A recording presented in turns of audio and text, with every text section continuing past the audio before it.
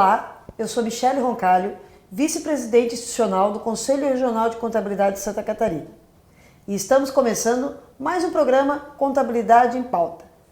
Um programa que conversa com vários profissionais da contabilidade de Santa Catarina que são referências da nossa profissão, nos mais diversos campos de atuação da contabilidade. E hoje nós vamos conversar com o Eduardo Cardoso da Silva, o contador, Eduardo. Ele é contador, diretor de Orçamento e Finanças do Tribunal de Justiça de Santa Catarina, o nosso TJSC. É também membro do Conselho do Fundo de Reparelhamento da Justiça e do Conselho de Gestão de Depósitos Judiciais, que nós vamos falar um pouquinho também sobre esse fundo. Membro do Conselho Fiscal do Instituto de Previdência do Estado de Santa Catarina, IPREV, e do Conselho Deliberativo do Nossa Previdência Complementar, o SCPREV. Ele preside ainda o Conselho de Administração de uma rede de franquias do ramo de alimentação. Também falaremos um pouquinho disso. Ele nasceu em Florianópolis em 1983, ele ainda pode revelar a idade, né? É especialista em Direito Tributário pelo IBET, especialista em Finanças Públicas pela Unisul, graduado em Ciências Contábeis pela Universidade Federal de Santa Catarina e graduado em Direito também pela Unisul. Seja bem-vindo, Eduardo. Muito obrigado por estar aqui conosco no programa Contabilidade em Pauta. Muito obrigado, Michele. Para mim é uma grande honra estar aqui, especialmente com uma querida amiga que é a senhora. Obrigada. Então, Eduardo, tem algumas perguntas, algum bate-papo, o pessoal te conhecer um pouco melhor. A ideia de trazer o Eduardo é exatamente isso. A população às vezes nem sabe, né? Os profissionais da contabilidade muitas vezes nem sabem onde que os contadores atuam, os diferentes ramos de atuação, né? E o tribunal, claro, diretor de Orçamento e Finanças, mas o Eduardo, ele vai um pouco além desse conceito de orçamento, de finanças. O Eduardo está há um bom tempo no Tribunal de Justiça, ele é servidor efetivo de carreira, certo, Eduardo? Sim. Entrasse no concurso em que ano? Foi 2010. 2010, e passou por várias gestões já, vários presidentes do Tribunal de Justiça e nessa mesma função, né? Diretor de Orçamento e Finanças. Então, embora seja um cargo de comissão no TJ, né, no Tribunal de Justiça, ele é uma referência, um técnico dentro da Tribunal de Justiça, e os diversos presidentes que passaram agora, o doutor João Henrique Blas, o desembargador João Henrique Blas, é o atual presidente, o mantém no cargo, dada a sua competência. Então, eu queria que você falasse um pouquinho, Eduardo, sobre a atuação dos contadores nos tribunais do país, assim, de maneira geral, e um pouquinho sobre o teu cargo mesmo, lá na Diretoria de Orçamento e Finanças do TJ. Perfeito. Eu vou começar pela segunda pergunta, né? Por que essas pessoas, esses profissionais contábeis, eles acabam se mantendo por longas gestões? Exatamente por essa relação de confiança, que não é somente do contador público, o contador privado também tem isso, né? Quando um determinado empresário se apega a um contador, ele vai até o fim, né, com esse contador. Ele falece, daí acaba o filho que se formou em contabilidade acaba já assumindo o escritório e continua essa relação de confiança. Isso no poder público também acontece, né? Dada essa característica de perfeccionismo do profissional contábil, né? Bem, como eu disse, eu comecei em 2010 no Tribunal de Justiça. Antes disso, eu trabalhei no setor privado, tive alguns negócios e sempre fui fascinado pela administração estatal, né? Sempre achei que pudesse servir bem ao público, né? E sempre iniciei, desde que eu iniciei na divisão de gestão de depósitos judiciais da Diretoria de Orçamento e Finanças. Passado 8 meses, eu assumi como chefe daquela divisão, e é uma divisão que hoje movimenta 8 bilhões por ano, né? Então é um movimento financeiro bastante elevado. E em 2015 eu acabei assumindo como diretor de Orçamento e Finanças, e desde desse ano enfrentei todos os desafios, e eu acho que não são poucos, né?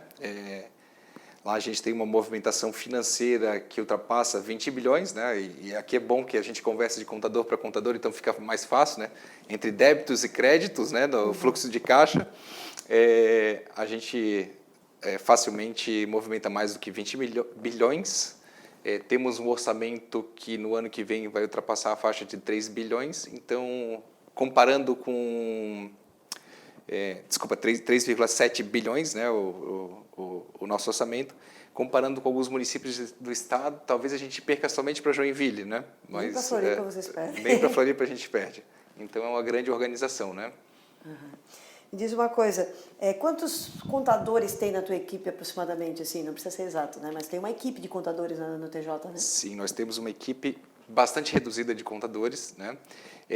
De pessoas formadas em contabilidade a gente tem mais, né? Porque é uma característica do Tribunal de Justiça abrir mais concursos para técnico do que para profissionais de nível superior. E é algo que a gente tem tentado mudar lá, né? Especialmente por conta dessa necessidade de a gente ter essa característica desse profissional contábil, né? E quando eu falo essa característica, é aquela característica perfeccionista, né? A gente teve um grande desafio agora, que é o e-social, né? E quando a gente fala de obrigações acessórias, a gente precisa ter aquele habilidade fina, né? o refinamento fino dos dados, e para profissionais que não são da contabilidade isso é muito difícil de entender, né? Que a gente precisa ter a exatidão das coisas, né? Então, respondendo objetivamente, a gente tem 5 contadores de carreira dentro da carreira de contador, de nível superior. Aí tem outras pessoas no quadro formadas em contabilidade, mas é um grande desafio. A gente pega a lista de servidores do Estado e a gente vai atrás daqueles que são formados em contabilidade para tentar trazer para a capital, para trazer para a Secretaria do Tribunal, porque a gente precisa desses profissionais, né? A gente tem também os contadores judiciais, que daí é uma outra carreira, mas que não tem relação com formação em contábeis. E daí é onde fica dos cartórios judiciais, né? Sempre fazendo as custas, a questão de conta de custas, esse tipo de coisa. Né? Exatamente, as atribuições deles são de calcular as custas finais, né? Porque recentemente a gente automatizou tudo nas custas iniciais, e eventualmente fazer algum cálculo simples de cálculo judicial, né? De cálculos judiciais. O Eduardo aqui, como vocês devem estar se perguntando, como assim movimenta 20 bilhões ano e tem um orçamento de 3,7? Na verdade, o Tribunal de Justiça ele é fiel depositário em várias frentes, né? Uma delas é até a questão de precatórios, né, Eduardo? Que ele concentra, ele administra ordem cronológica, se é precatório do regime especial ou não é, né? Isso é um pouquinho mais... precatório é uma outra demanda do setor público e tem ganhado bastante debate nacional, né?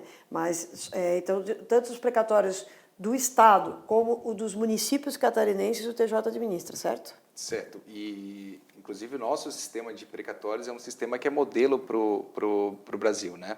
Talvez pelas dificuldades que a gente já teve no passado em relação a precatórios, a gente acabou se preocupando um pouquinho mais com o problema e caprichando na gestão dos precatórios do Estado, né? Então, por isso, essa movimentação, muitas vezes como fiel depositário, como administrador também daquilo que é direito do cidadão que já foi judicializado e já teve o ganho de causa, digamos assim, né? Que já transitou em julgado e está em precatório para o setor público efetivamente executar o pagamento.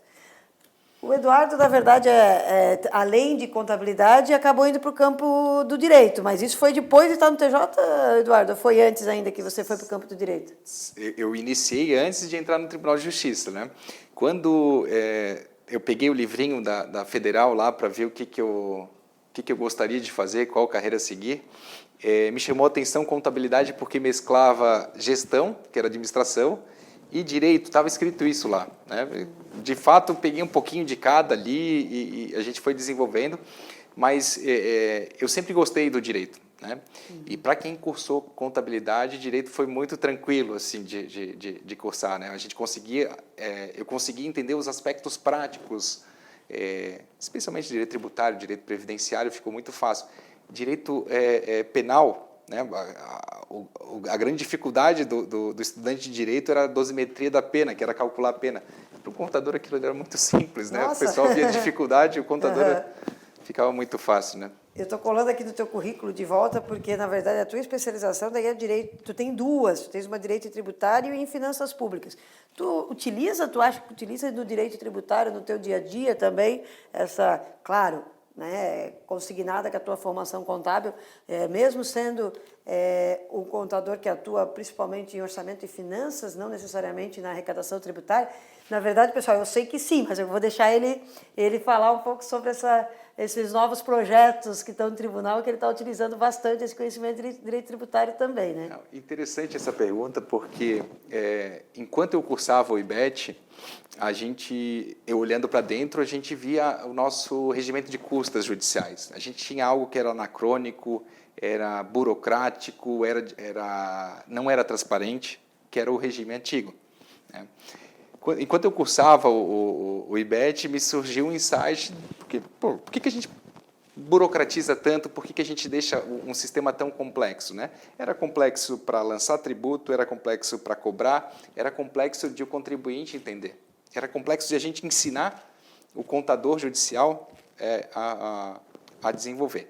E com o conhecimento de direito tributário foi muito fácil escrever uma lei que dá 2 laudas, e que caracteriza toda a matriz de incidência tributária ali. Então, foi uma lei que ficou fácil para o contribuinte entender o que ele está pagando, ficou fácil para o Tribunal de Justiça calcular e lançar o tributo, porque quando a gente simplificou, ficou fácil de programar, então é o sistema que faz o lançamento das custas iniciais, e ficou fácil para os cofres do Tribunal de Justiça, porque a gente tinha um pouco de receio de cair a arrecadação, e, na verdade, ele aumentou com essa simplificação. Então, eu perguntei até isso para o Eduardo, né? E, na verdade, no setor público, assim como eu também sou contador e atuo no setor público, né? Aqueles profissionais de contabilidade que atuam no setor público, muitas vezes são responsáveis, sim, por indicar, por sugerir as legislações que vão vigorar, né? Então, a gente acaba tendo, mesmo que obrigatoriamente, estudar um pouco de direito, né, Eduardo? E eu queria que tu falasse um pouco sobre isso, né, do profissional do setor público, como tu vê? Porque muita gente acha que o setor público é um mercado restrito, muito pelo contrário, né? O mercado é amplo e estás aqui para provar, né, que ele não trabalha no Poder Executivo, no Judiciário, e tem várias outras demandas também nesse setor, né? Essa amplitude especial do profissional contábil, né, faz com que a gente não se limite somente ao escritório, a gente comece a pensar em outras coisas, né? E eu cito, por exemplo, um programa que vai ser lançado agora dia 29 de agosto, né, com um convênio do Tribunal de Contas, Tribunal de Justiça e Prefeitura Municipal de Florianópolis, que se chama Acerta SC, né? O que é o Acerta SC? A gente tinha um problema interno no Tribunal de Justiça, que era o excesso de execuções fiscais, né? 1/3 do nosso estoque de ações são de execuções fiscais, de execução fiscal. Execução fiscal, pessoal, por exemplo, é a questão de dívida ativa, inscrição e tudo mais, de tributos, que a maioria dos contadores são os responsáveis por apurar e muitas vezes não são devidamente recolhidos, né? Por uma série de fatores, claro. Exatamente, são tributos constituídos e não pagos, né? Vencidos e não pagos. E o que o Tribunal de Justiça tem a ver com isso, né? Há uma forte tendência de desjudicialização, né? E como é que a gente poderia ajudar as prefeituras a evitar, a dar um motivo para o contribuinte fazer o pagamento, né? Foi exatamente o peso do timbre, né? O peso do timbre do Poder Judiciário, o peso do timbre do Tribunal de Contas, e melhorar esses mecanismos de cobrança. Primeiro, localizar o devedor, né? Muitas vezes o devedor sequer sabe que paga. Nós também acreditamos que o devedor não pague por crença na ineficiência da cobrança. Ele sabe que se ele deixar ali, vai prescrever e ele não vai pagar e não vai acontecer nada com ele. E eu sempre cito um atendimento que fiz no tribunal de um senhor que estava lá perdido e eu fui atendê-lo, né, no meio do estacionamento do tribunal, e fui descobrir ele estava com uma emissão de posse, era uma ordem judicial para ele sair, ele estava sendo despejado da casa dele por causa de uma dívida de PTU de R$5.000. Se esse senhor soubesse que o processo chegaria a esse ponto, com certeza ele teria liquidado essa dívida e evitaria esse problema, né? Então, a gente identificou aqui um problema de comunicação entre o fisco e contribuinte. Então, o Tribunal de Justiça, nesse programa Acerta SC, em parceria com a Prefeitura e com o Tribunal de Contas, a gente busca corrigir essas ineficiências na administração tributária. Esse programa Acerta-SC é exclusivamente a parceria para municípios, né, Eduardo? Na execução fiscal municipal. A gente vai iniciar com alguns municípios, a ideia é abranger todos os municípios do estado e também expandir para o estado de Santa Catarina.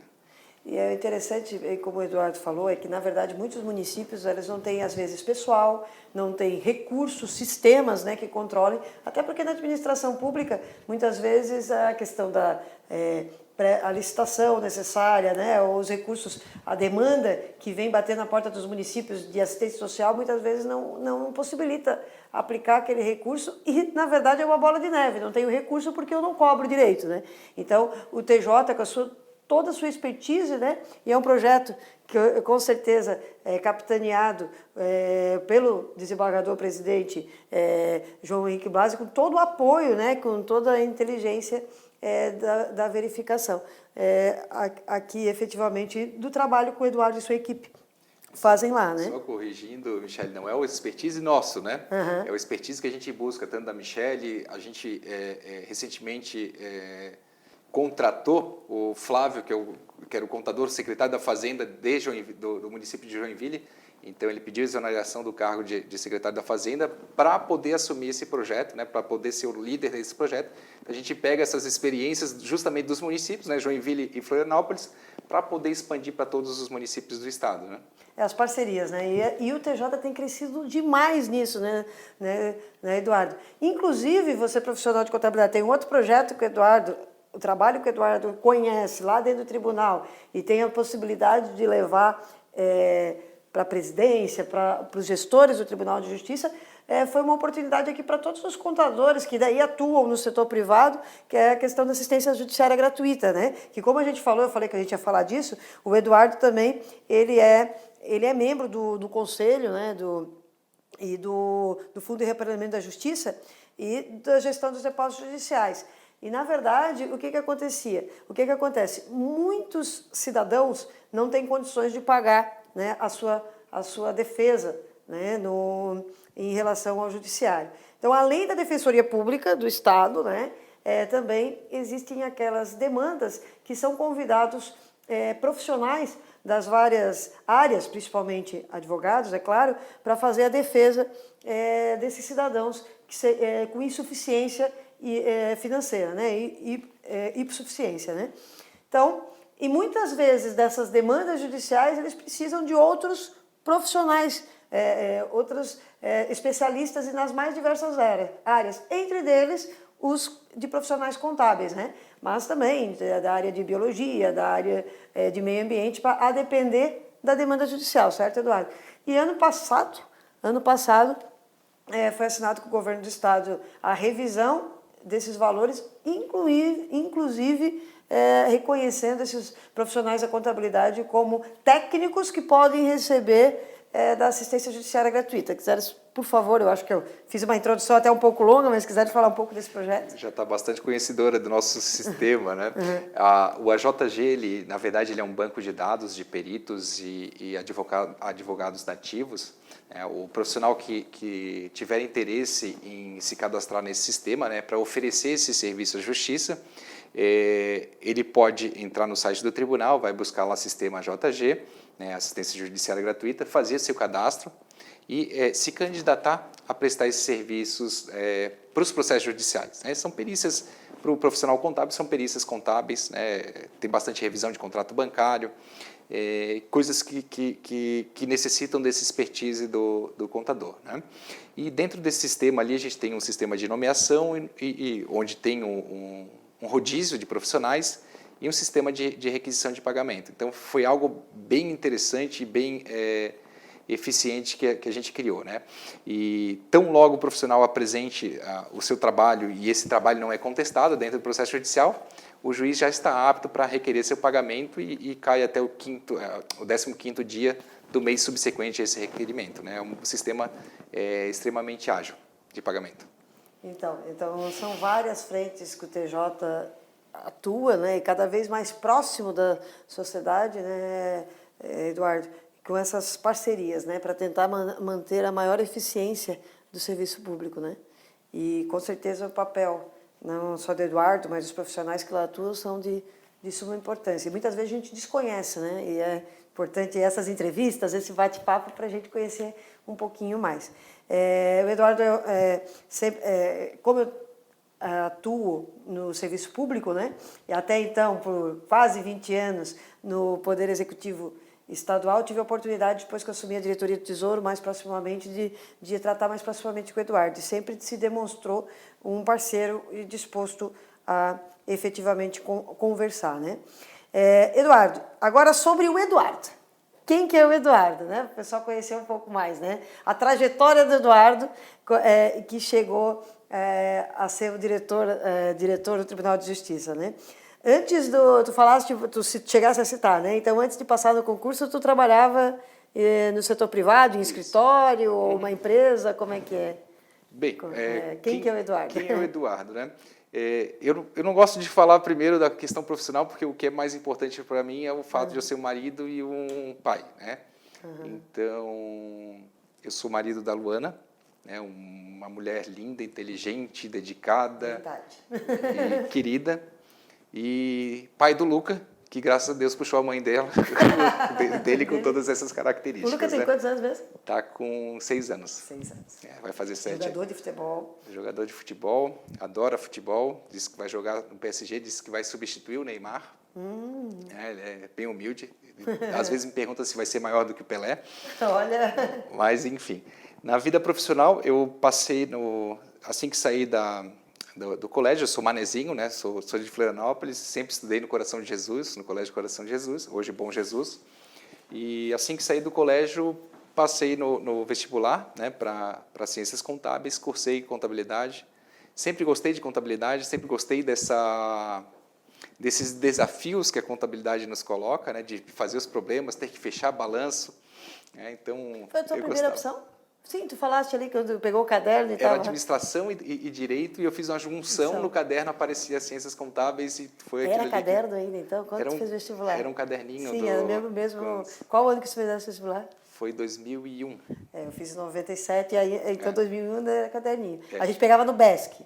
Eu fiz o vestibular em 2000, entrei em 2001. Então é isso. Eu fiz o vestibular em 97 e entrei em 98. Isso. E cursei contabilidade, adorei contabilidade. E sempre atuei mais na área de finanças, não contabilidade em si, né? Sempre a administração financeira sempre foi o meu foco, né? Então tive alguns negócios em mídia exterior, depois vendi esses negócios e aí passei no concurso para o Tribunal de Justiça. E assim que entrei, vieram esses desafios de assumir a divisão de depósitos judiciais, depois com a diretoria, e fui me apaixonando cada vez mais pela administração pública, né? E antes de entrar no tribunal, comecei o direito também, um curso apaixonante, né? Para quem gosta, é muito legal. E aí fui buscar especialização e eu sempre...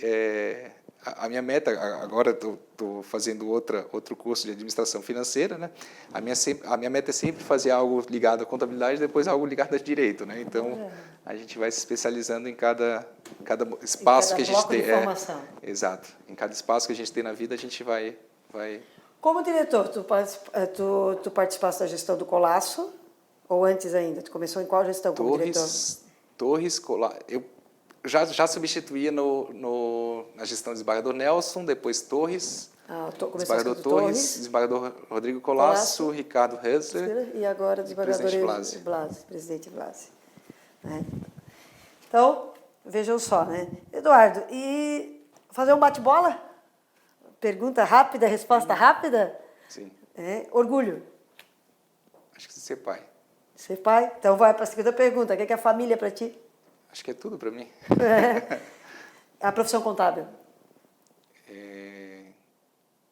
Eu diria que é oportunidades. Ela abre muitas oportunidades. O maior sonho? Acho que continuar sendo feliz. Acho que é isso. Alguma preocupação, insegurança em relação ao futuro? Eu não posso morrer, hoje eu sou pai. Tem medo? Agora eu tenho medo da morte. Antes não tinha. Não tinha. E sobre o Tribunal de Justiça? É essencial para o desenvolvimento de uma sociedade, né? Então, eu acho que seria isso. Vocês conheceram um pouco mais ou passar a conhecer o Eduardo Cardoso, que eu já tenho o privilégio de conhecer, um grande profissional, um amigo que a vida pública nos permitiu construir uma grande amizade.